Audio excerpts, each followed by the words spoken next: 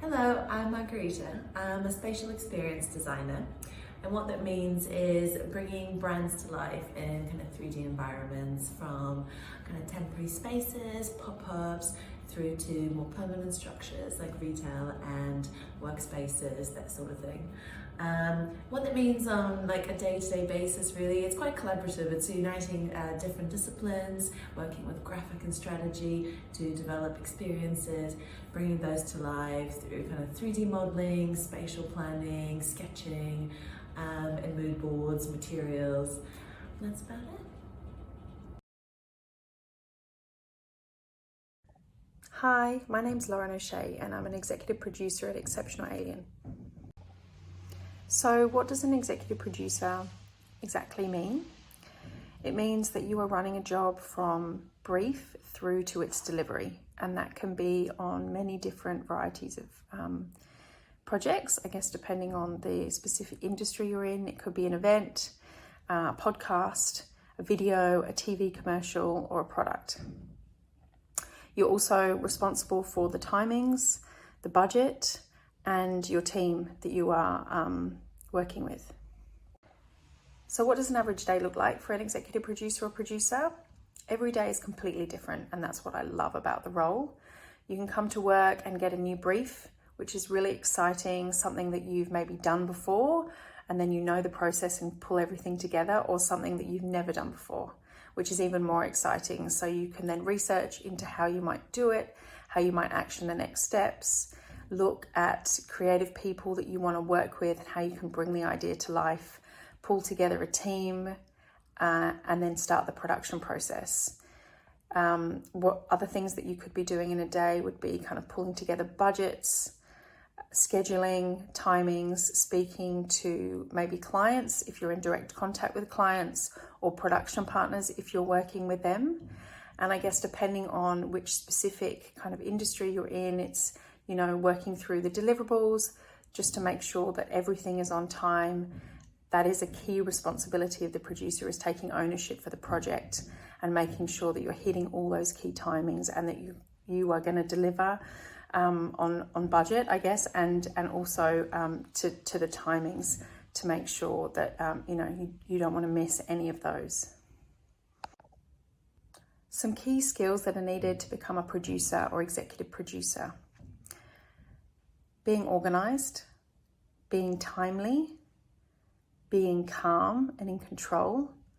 This for me is a really important one, because even if the house is burning down behind you, the producer needs to be the one that's in control and knows what to do and isn't going to panic, because everyone comes to the producer to figure out what the next steps are and to take control. So being a calm person in the space, whether that's just at a meeting or internally, whether you're on set and that's what you have to manage, everyone comes to you for the voice to kind of figure out what should be done next and find the solutions.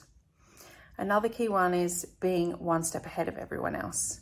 So you need to see what might happen next and what are the solutions if that is going to go wrong, or if that goes right, then what can we do and how can we make that better? So yeah, being kind of seeing the foresight of things is a really key skill, I think, as a producer. I'm Eve Anthony. I'm a senior creative. I'm actually a solo creative. So what that means is usually you'd have a creative team where one person focuses on the copywriting and another person on the art direction. But as a solo, you basically do both, which is better for me because I prefer the best of both worlds.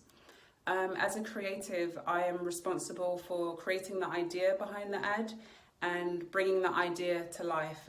So what does that look like, and what does that sound like? And also keeping clients happy, I guess. A typical day, I predominantly work on Adidas and often work on multiple briefs at the same time. So a typical day could be anywhere from writing scripts to figuring out the art direction on a particular project or brief. Could also involve shooting, because we do a lot of shoots with Adidas, which is kind of cool. It also involves a lot of client interaction as well, and luckily we have great clients, so it's not as painful as it sounds, but it's usually fun. It could also include going into the edit suite after a shoot and putting the edit together. It can also include going into the sound studio and recording voiceover sessions. It's very varied, so that's pretty nice.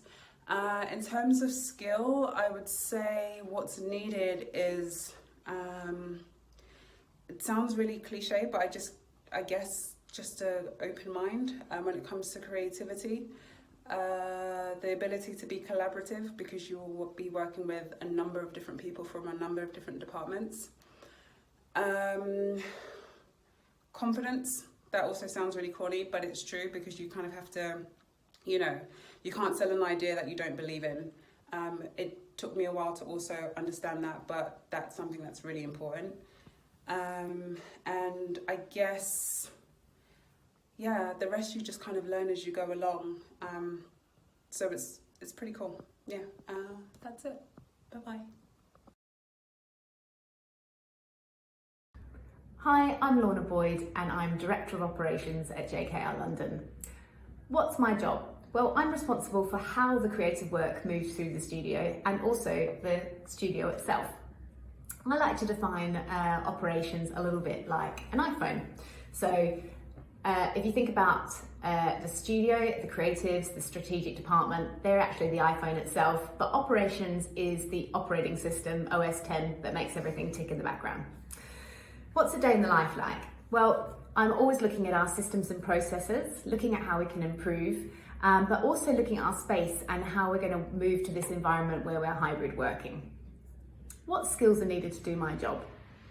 Definitely organisation and planning, but more importantly, it's really understanding people and how to get them to do their best creative work.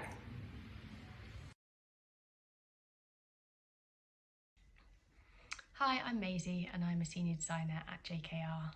A senior designer isn't that much different to a junior or a midweight, but there's a little bit more responsibility on us to ensure that we have the creative routes that we need and that the design is done to a good enough standard and in time for the deadlines as well.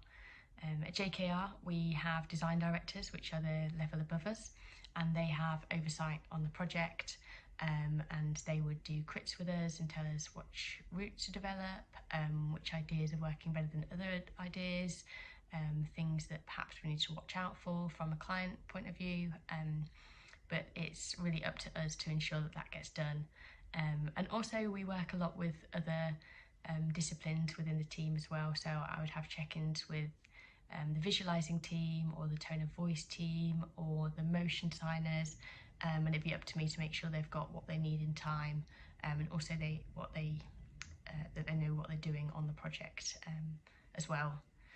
So it's design, it's a lot of design, but it's still a little bit more managerial as well, and kind of just checking in with people and making sure everyone knows what they're up to, really.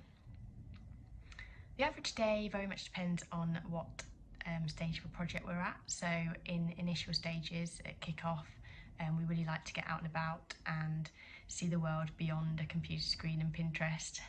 So we like to go out to exhibitions, to other things that are on. It really depends on what the client is and what's around at that time. But we like to kind of get out and get out of our seats for a few days at least. After that we would start sketching, and I'm a big fan of sketching. I think it's a really good way to get ideas down fast without getting too worried about the execution and various details at that stage. So we'd start sketching, and then when we feel like we've got a few ideas or routes worth developing, then we'd switch to a computer and start working things up. And the average day for me is very much still designing. I'll have a few meetings and a few check-ins, but most of my day is in Illustrator, working up concepts, or perhaps having check-ins with the other members of the team.